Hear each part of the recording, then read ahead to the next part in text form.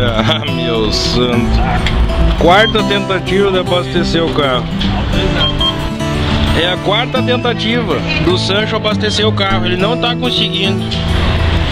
E a gente não tem mais gasolina agora pra andar. Não dá nem pra ir no outro posto agora. Ó, agora o Sancho vai tentar de novo. É a sexta tentativa de abastecimento. Fica olhando ali se vai dar certo, filho.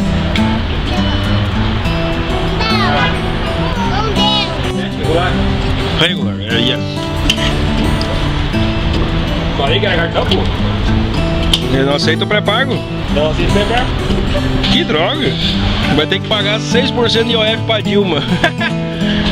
A Dilma tá sabotando lá do Brasil, cara. Ela sabota até a gasolina aqui, ó. Pra abastecer tem que dar 6% pra Dilma. Muito bem, agora o senhor conseguiu abastecer o carro.